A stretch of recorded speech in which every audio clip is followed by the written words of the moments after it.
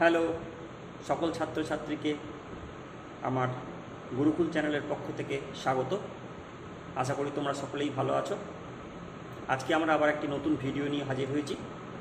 আজকে আমার এই ভিডিওতে আমি সপ্তম শ্রেণীর প্রথম পর্যায়ক্রমিক মূল্যায়নের পরিবেশ বিজ্ঞানের প্রথম অধ্যায় অর্থাৎ তাপ নিয়ে আলোচনা করব। এই চ্যাপ্টার থেকে যেসব প্রশ্নগুলো সাধারণত প্রথম পর্যায়ক্রমিক মূল্যায়নে এসে থাকে সেই প্রশ্নগুলির আলোচনা উত্তর সহ আমরা দুটো পার্টে করব।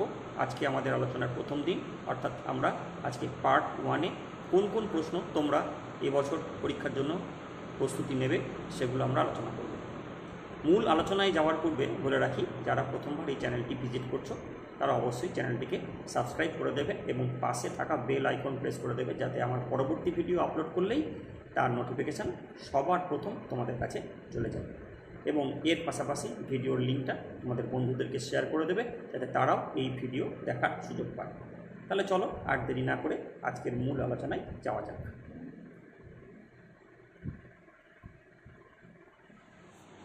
আজকে আমরা আলোচনা করব ভৌত পরিবেশ পদার্থবিজ্ঞান সপ্তম শ্রেণীর টপিকস তাপ নিয়ে। টোটাল আলোচনাকে আমরা দুটো ভাগে ভাগ করব। আজকে আমাদের আলোচনা হচ্ছে পার্ট 1। তাহলে দেখে নেওয়া যাক তোমাদের প্রথম পর্যায়ক্রমিক মূল্যায়নে তাপ থেকে কোন কোন প্রশ্ন এবছরের জন্য তোমরা তৈরি করবে এবং প্রস্তুতি নেবে। প্রথম প্রশ্ন, তাপ কাকে বলে? তাপ হলো এক ধরনের শক্তি যা গ্রহণ করলে কোনো বস্তু গরম হয় এবং বর্জন করলে বস্তু ঠান্ডা হয়ে যায়। 2 নম্বর প্রশ্ন কি আছে? সিজিএস এবং এসআই পদ্ধতিতে তাপের এককগুলি লেখো। সিজিএস পদ্ধতিতে তাপের একক হলো ক্যালোরি, এসআই পদ্ধতিতে তাপের একক হলো জুল। পরবর্তী প্রশ্ন, উষ্ণতা কাকে বলে?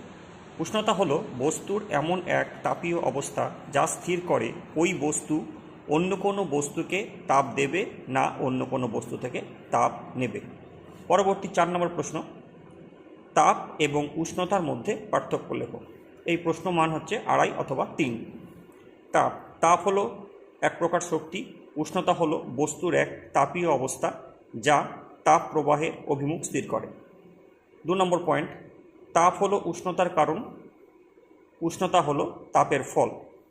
3 নম্বর পয়েন্ট, অবস্থার পরিবর্তনের সময় পদার্থের মোট তাপের পরিবর্তন হয়, অবস্থার পরিবর্তনের সময় উষ্ণতার কোনো পরিবর্তন হয় না। 4 নম্বর পয়েন্ট, ক্যালোরিমিটার যন্ত্রের সাহায্যে বস্তুর তাপ পরিমাপ করা হয়, থার্মোমিটার যন্ত্রের সাহায্যে বস্তুর উষ্ণতা মাপা হয়। সিজিএস পদ্ধতিতে তাপের একক ক্যালোরি, এসআই পদ্ধতিতে তাপের একক জুল। সিজিএস পদ্ধতিতে উষ্ণতার একক সেলসিয়াস এবং এসআই পদ্ধতিতে উষ্ণতার একক কেলভিন। উষ্ণতা পরিমাপের জন্য কোন কোন স্কেল ব্যবহার করা হয়? উত্তর, 2 ধরনের স্কেল ব্যবহার করা হয়। 1 নম্বর সেলসিয়াস স্কেল, 2 নম্বর ফারেনহাইট স্কেল। পরবর্তী প্রশ্ন, ভেরি ভেরি ইম্পর্টেন্ট প্রশ্ন, সেলসিয়াস স্কেলের নিম্ন স্থিরাঙ্ক ও ঊর্ধ্ব স্থিরাঙ্কের মান কত? উত্তর, নিম্ন স্থিরাঙ্কের মান 0 ডিগ্রি সি এবং ঊর্ধ্ব স্থিরাঙ্কের মান 100 ডিগ্রি সি। ফারেনহাইট স্কেলের নিম্ন স্থিরাঙ্ক এবং ঊর্ধ্ব স্থিরাঙ্কের মান কত? এটিও খুব ইম্পর্টেন্ট প্রশ্ন। নিম্ন স্থিরাঙ্কের মান 32 ডিগ্রি এফ এবং ঊর্ধ্ব স্থিরাঙ্কের মান 212 ডিগ্রি এফ। পরবর্তী প্রশ্ন, ইম্পর্টেন্ট প্রশ্ন, সেন্টিগ্রেড এবং ফারেনহাইট স্কেলের মধ্যে সম্পর্ক প্রতিষ্ঠা করো। সম্পর্কটি হলো C/5 সমান F-32/9। চলো একটি গাণিতিক সমস্যা করে নেওয়া যাক। 20 ডিগ্রি সেন্টিগ্রেড উষ্ণতাকে ফারেনহাইট স্কেলে প্রকাশ করলে কত হবে? আমরা কি জানি? আমরা জানি C/5 সমান F-32/9।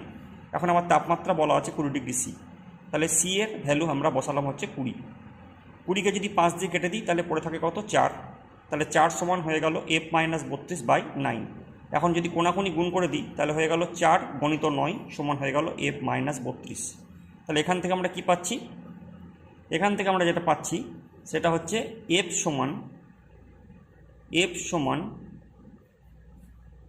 36 প্লাস 32, দুটো যোগ করলে পরে হচ্ছে 68 ডিগ্রি এফ।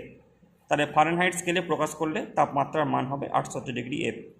পরবর্তী প্রশ্ন, 320 ডিগ্রি এফ তাপমাত্রাকে সেলসিয়াস স্কেলে প্রকাশ করলে কত হবে? একইভাবে আমরা জানি C/5 সমান F-32/9। তাহলে C/5 সমান কত? এফ এর মান বলা আছে 320, তাহলে 320 -32/9। তাহলে কত পাচ্ছি? C/5 সমান 288/9। তাহলে কোনাকুনি যদি গুণ করি তাহলে C × 9 সমান হচ্ছে 288 × 5। তাহলে C সমান কত হয়ে গেল? 288 × 5/9। 9 দিয়ে যদি 288 কেটে দিই তাহলে পড়ে থাকে হচ্ছে 32, তাহলে 32-এর সঙ্গে 5 গুণ করলে পাওয়া যায় 160 ডিগ্রি সি, অর্থাৎ সেন্টিগ্রেড স্কেলে তাপমাত্রার মান হবে 160 ডিগ্রি সি। পরবর্তী প্রশ্ন, ক্লিনিক্যাল থার্মোমিটার বা ডাক্তারি থার্মোমিটার কাকে বলে? মানবদেহের উষ্ণতা পরিমাপ করতে যে থার্মোমিটার ব্যবহার করা হয় তাকে ক্লিনিক্যাল থার্মোমিটার বা ডাক্তারি থার্মোমিটার বলে। ডাক্তারি থার্মোমিটারে একজন সুস্থ ব্যক্তির শরীরের স্বাভাবিক উষ্ণতা কত হবে? ডাক্তারি থার্মোমিটারে স্বাভাবিক উষ্ণতা হবে সুস্থ ব্যক্তির 98.4 ডিগ্রি ফারেনহাইট। পরবর্তী প্রশ্ন, কোনো বস্তুর মোট উষ্ণতা কয়টি বিষয়ের উপর নির্ভর করে এবং কী কী? ভেরি ভেরি ইম্পর্টেন্ট প্রশ্ন, এটি বড় প্রশ্ন হিসাবে। কোনো বস্তুর মোট উষ্ণতা 3টি বিষয়ের উপর নির্ভর করে। 1 নম্বর হচ্ছে বস্তুর ভর। কোনো বস্তুর উষ্ণতা বৃদ্ধির জন্য প্রয়োজনীয় তাপ বস্তুটির ভরের সমানুপাতিক, অর্থাৎ বস্তুর ভর বাড়লে উষ্ণতাও বাড়বে। 2 নম্বর হচ্ছে বস্তুর উষ্ণতা। নির্দিষ্ট ভরের কোনো বস্তুর উষ্ণতা বৃদ্ধি বস্তু দ্বারা গৃহীত তাপের সমানুপাতিক। তাহলে কতটা উষ্ণতা বৃদ্ধি করব সেটা নির্ভর করবে বস্তু কতটা তাপ গ্রহণ করবে তার উপর। 3 নম্বর পয়েন্ট, বস্তুর উপাদান। কোনো বস্তুতে মোট তাপের পরিমাণ বস্তুর উপাদানের উপর নির্ভর করে। পরবর্তী প্রশ্ন, গলন কাকে বলে? তাপ প্রয়োগ করে পদার্থের কঠিন অবস্থা থেকে তরলে পরিণত হওয়ার ঘটনাকে বলে গলন। পরবর্তী প্রশ্ন, গলনাঙ্ক কাকে বলে? প্রমাণ চাপে যে নির্দিষ্ট উষ্ণতায় কোনো কঠিন পদার্থ গলে তরলে পরিণত হয় সেই উষ্ণতাকে ওই পদার্থের গলনাঙ্ক বলে, যেমন বরফের গলনাঙ্ক 0 ডিগ্রি সি।